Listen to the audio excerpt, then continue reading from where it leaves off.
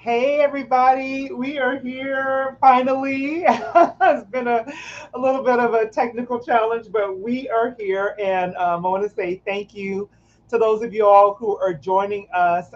Just know that you can chat with us in the comments and we'll respond to you and hopefully have a good conversation. My name is Tish Times and I own Tish Times Sales Agency. We're just having a powerhouse sales success story, and I wanted to talk with Jenny Poon today because she's been on my radar for such a long time. I heard her speak.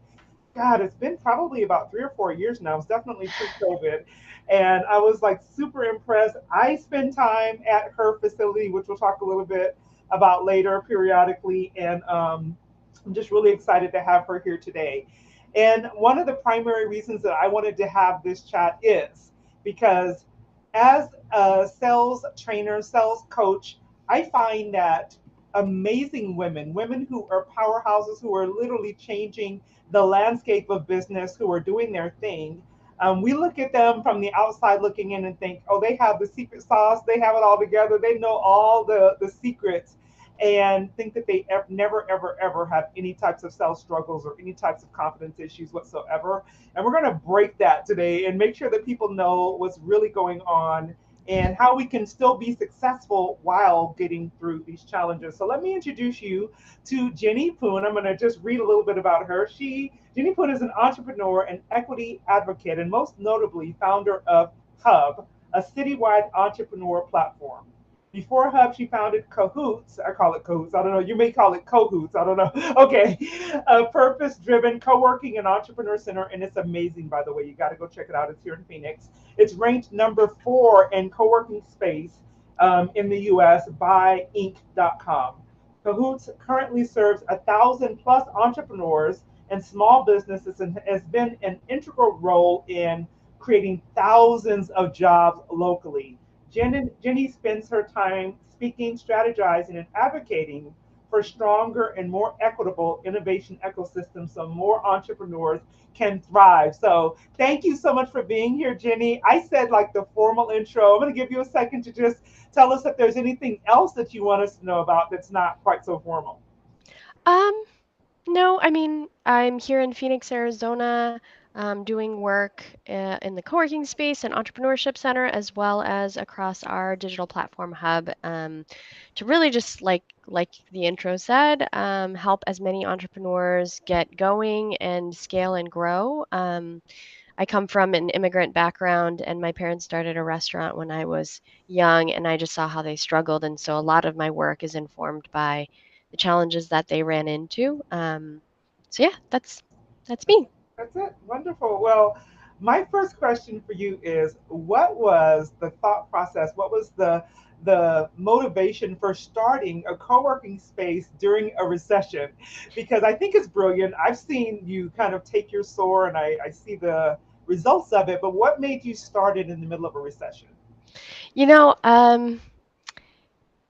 it was almost a necessity, out of necessity. I was working at the Arizona Republic. I was an art director there, and they just had a lot of layoffs. And so I actually first I got let go in 2009, and it was the worst time. And I think everybody was struggling. But I started my own marketing agency then, and I realized how much I needed other people around me. I thought I could I could do it all by myself, and the that's not the way it works. And it's nearly impossible. I think that's often what small business owners are told, that you need to know how to do everything. And you need to know a little bit about everything, but I think more importantly, you need to surround yourself with the most talented people that can help you grow your business. And so I went out to look for those people and stumbled along sorry, not a co-working space, a coffee shop, and Mhm. started, just talking to people randomly. Some were receptive and some were not. And then out of that was born this idea of, what if we got a bunch of people who were similar stage, running into similar problems together, and we could help each other, like small but mighty concept. And so that was the start of this co-working space, Cahoots, first in Phoenix. Wonderful. Well, again, I love it. I definitely love it. And something I hadn't even anticipated asking, but knowing that you started in the middle of a recession, how did 2020 impact your business? Because people get together, and that's the impetus of it. But we weren't able to get together. What was the impact, and how did you slide through that thereafter? Yeah, that was a really scary time. I look back and I think of all the things I would have done differently. But you don't know what you don't know. At that time, we had to close, which was really hard because we are in the business of bringing people together physically to share air and share space. And so we closed for a few months. And what was born out of that was HUUB. We pivoted all our resources. We knew that while we were closed and we couldn't really serve and support the businesses in physical space, they needed more support than ever. Navigating the government systems that were out there, navigating the funding opportunities that were available. We saw through the PPP loan like program how difficult it was for businesses, especially the smallest of small, to access those funds. And then what has become is this very disproportionate distribution of wealth. Um, and so, after seeing the first phase of that, and all of our businesses from our co-working space that we've been supporting coming to us saying like, how do I access this? And even the women's groups and the mentor groups that I'm in are like, is this real? Is this really the government trying to help us? Are we going to get screwed in this? There was a lot of skepticism.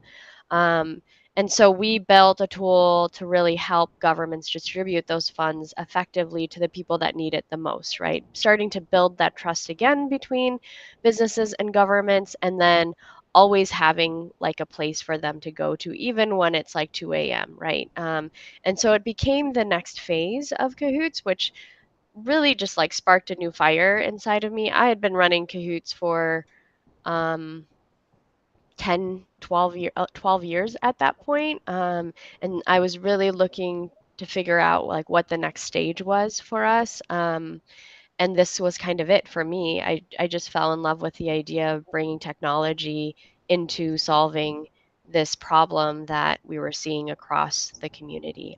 So we dedicated our entire staff. While we were closed, we didn't let go of anybody or lower any hours, and we just said everybody's working on this for the next few months until we figure out how to reopen.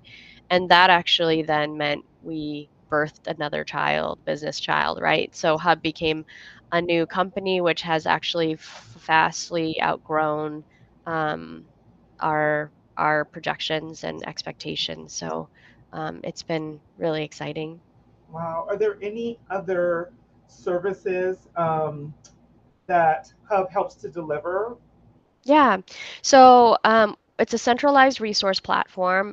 We sell to municipalities. So again, our partners and our customers are municipalities, but then they make it free for all businesses in their community. So think of public libraries or public spaces. This is a public central resource that anybody that's starting a business, running a business, growing a business can access. And one big piece of that is what's called our like one-on-one assistance advisement program. Hmm. In government speak, it's technical assistance.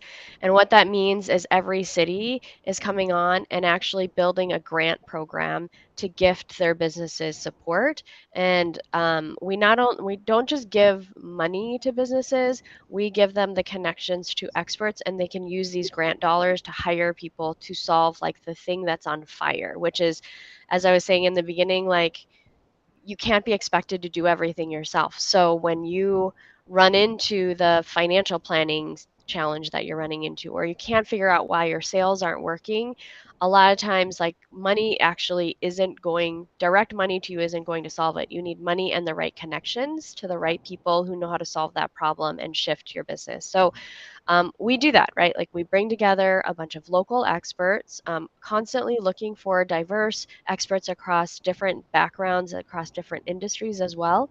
Um, Ideally in the local communities that we're already in, so that we're creating a cyclical cycle, because those experts are also small business owners. And so small business owners supporting small business owners, and they also get paid for their time, because we also really believe that quality work is not free. And so those grant dollars go to experts that bolsters like the small business community by serving other small businesses, and everybody essentially wins in that cycle, right?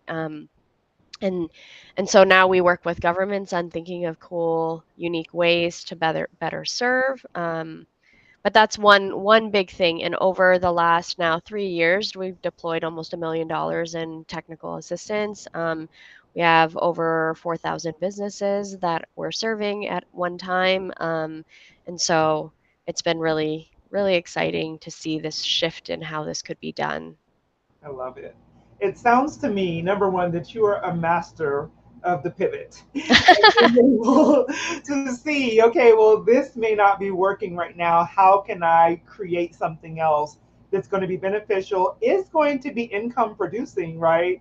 Allow you to maintain your team. So I'm hoping that those who are listening are hearing what you're saying, the message behind the message, beyond being able to give great service. You also were able to figure out, okay, if I can't do this right now, what else might I be able to do to make sure that our business survives, our team is taken care of, and we're still producing amazing results for the people that we're called to serve. So kudos to you for that, first and Thank foremost. you. Yeah, It for wasn't easy. I mean, I think everybody was stressed at that oh, for time. sure. Um, we can't we can't see the future, but I do really love when there are recessions or major shifts, like world shifts, because it opens up these opportunities. And Yeah, if you know how to see them and spot them, it can be a huge like projection of what you like projection of you moving forward, right?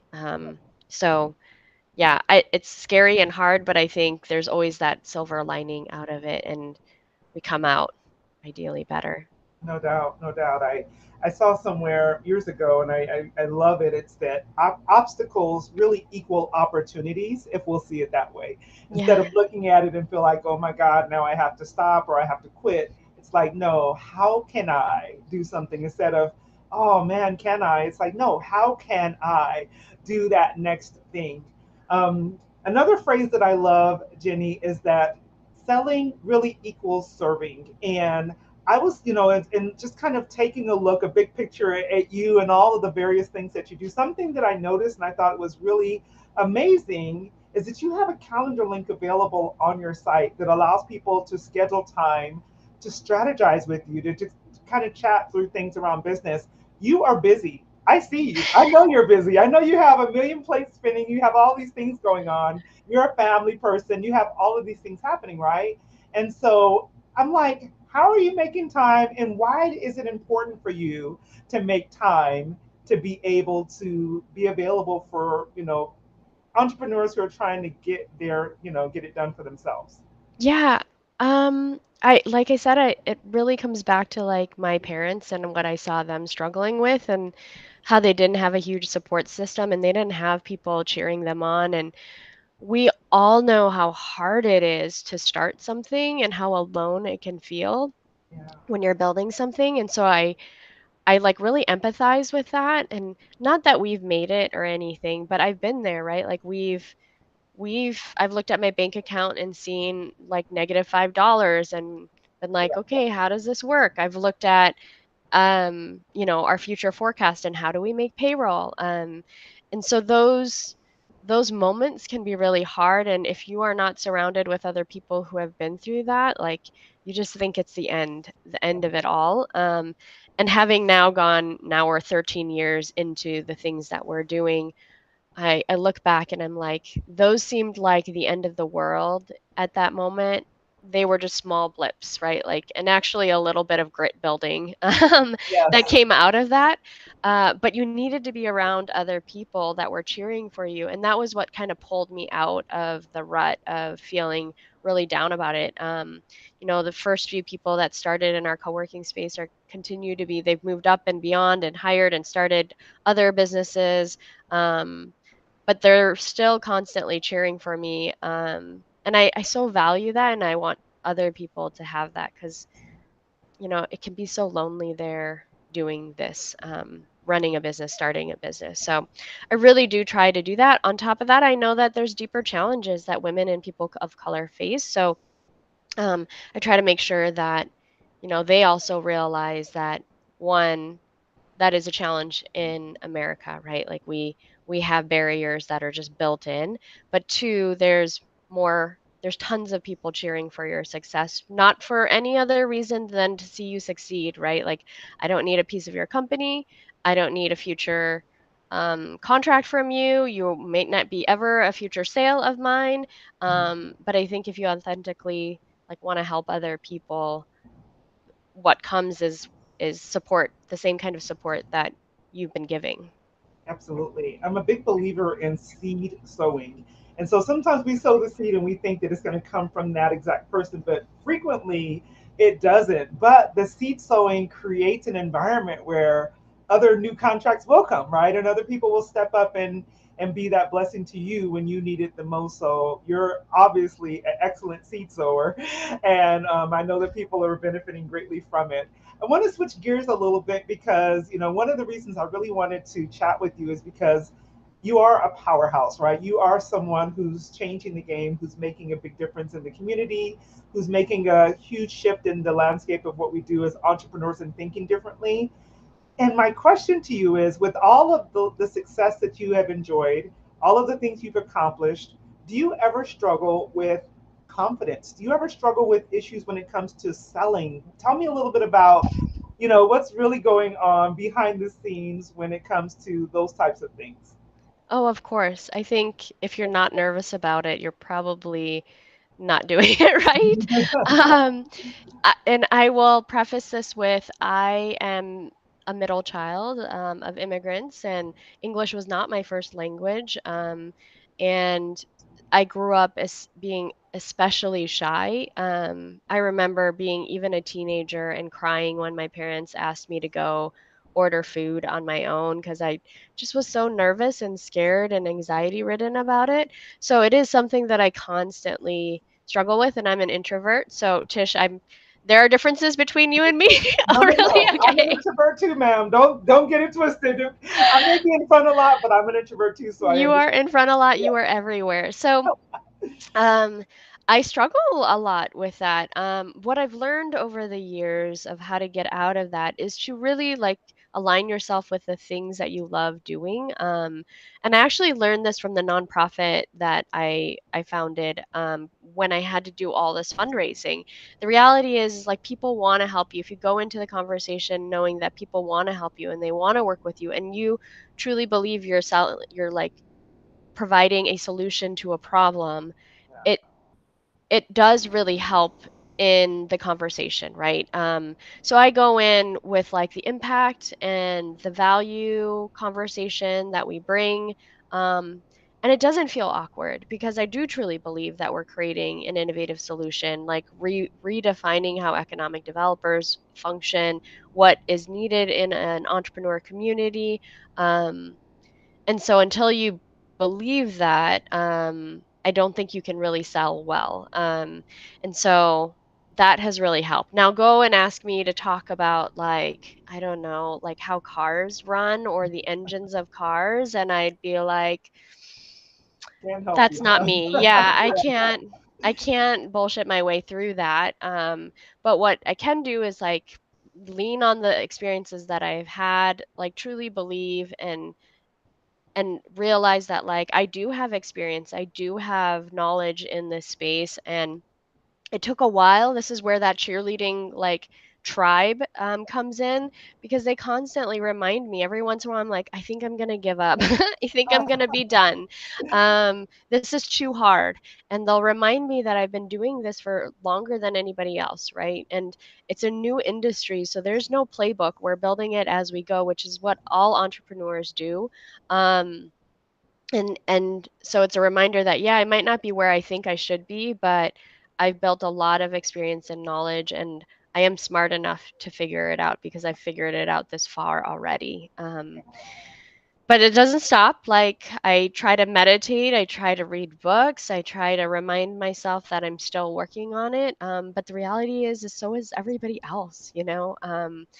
I was reading, I don't remember who it was, but they were talking about how they were asked to speak alongside, like at a conference, alongside like Steve Jobs and like Elon Musk, and she was asked, "Hey, are you nervous? Like these are really big time speakers and entrepreneurs, and like how are you navigating this?" And she was like, "I've been in a ton of these rooms before, and yeah, they look really like substantial people, but look at like how they operate. I can compete at that level, right? Like these really they really aren't as intimidating as you might think." And I think what she said is like, me and my girls can run circles around these men. So All I right. think it's a lot of like in our head. And if you go out and you really look at who your competition is, you'll see that you're likely way beyond and stand out. It's it's avoiding the hype and looking at what's really deep in there. Like, are they actually successful? What are they actually doing? Sometimes I sit in a lot of rooms with other startups who are chasing this like wild funding game. And we dig deeper because I'm a bootstrapped company, and we dig deeper, and the reality is like they're not making money, right? They're chasing money. We're profitable. We figured out how to make it work, and there's power to that. So I say that because there's a lot of women on here that are navigating the same thing, right? Like you haven't gone out to get funding, there's no loans out there for you. Yeah. But there's something to be said if you've made money doing it, right? There's something working there, and you should be very, very proud of that. Oh man, girl, you said a lot in that little space. So many lessons, so many good things that I just love. Number one, if you really believe, right? It's like if you're so sure that you have the solution, you can provide value, that you can actually help change their lives, it's like it's not an awkward conversation. It is you providing a solution. I love to liken it to someone. If I know you're sick and I have your medicine, am I going Yes. to hide your medicine from you? Am I going to, withhold it because I'm afraid to talk to you? No, I'm going to give you what you need to get well.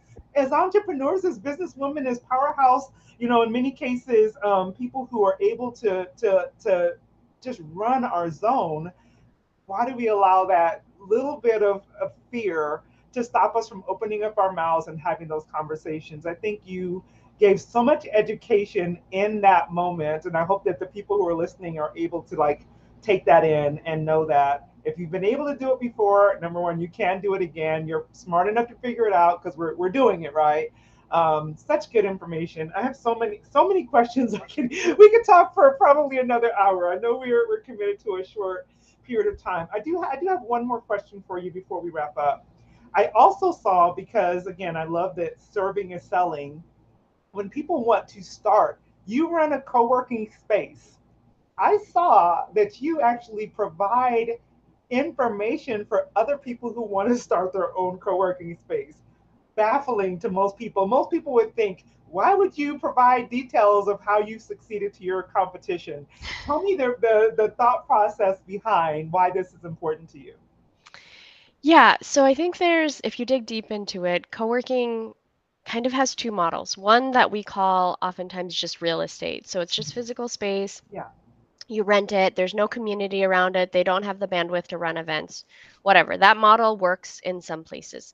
The model that I like to continue to support and I want to see everywhere is the one that's like centralizing communities. Because, like I said, the closer you are to other smart people, the better your business is when you're trying to grow it. And so getting people to connect with each other. I see it like a puzzle piece, and I try to like come up with little games to get people to like talk to each other and socialize, which is so odd because I am the introvert and it's like the last thing I want to do, but I try to figure out ways. I design the space to like get people to cross paths with each other.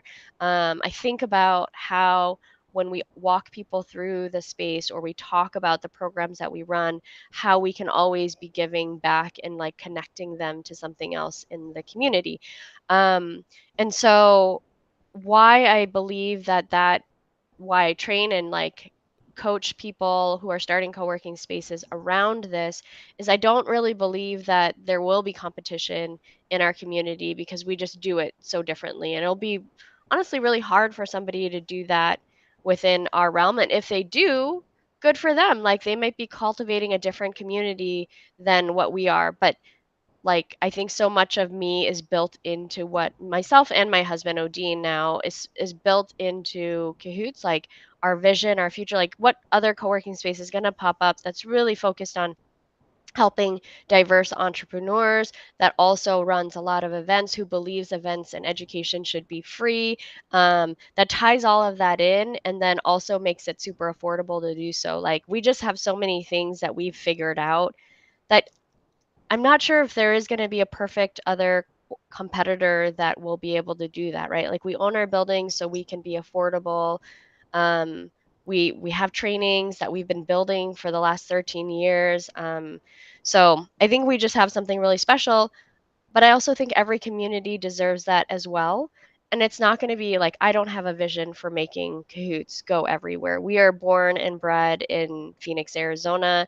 We'll stay in the Phoenix metro area.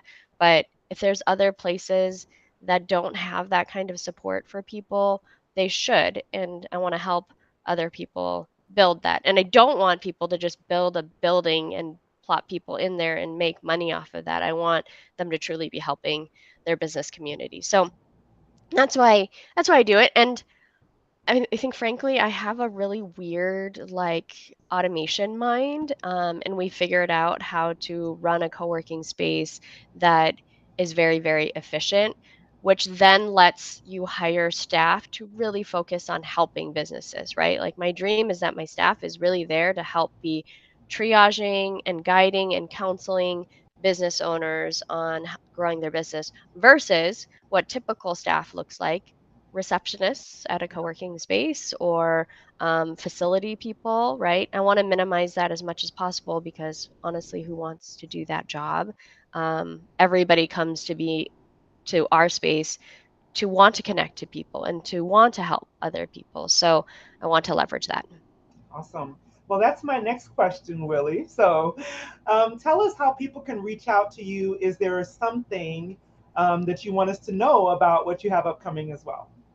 Yeah, absolutely. I see Albuquerque and El Paso, so you can just request or like put in a plug for us with your economic developers. We work closely with economic developers in across cities. You can contact me, Jenny at Cahoots. I don't know, will this chat? I think this chat only goes to you, Tish, but No, but I'll make sure it goes out. We'll put it on in the comments so people will know. yep. The website, if you want to check out, how and what we're doing on Cahoots, it's COHOOTS.com. And then on Hub, it's joinhub.com, JOINHUUB.com, two U's in Hub. And you can reach me at either of those domains at Jenny at Cahoots or Jenny at joinhub.com. And happy to talk about what we're doing and or to help. Awesome. Jenny, thank you, thank you, thank you for your time. You gave some amazing nuggets. We'll make sure that we summarize some of these and put them out to the community so people can go back and take a look, and if they need something, they can contact you directly. So thank you all for being here, for participating. Those of you all who are watching on the replay, let me know that you saw us on the replay. If you have questions, even in the replay, make sure you reach out, let us know, and we'll get back to you. So thank you, thank you, thanks, Willie. I see your comment. He said thank you and God bless. We say that right back to you, and we pray you all have a fantastic day. And we'll see you next time. I will be here on next Thursday. Another amazing powerhouse female entrepreneur, and we'll see you then. Have a good day.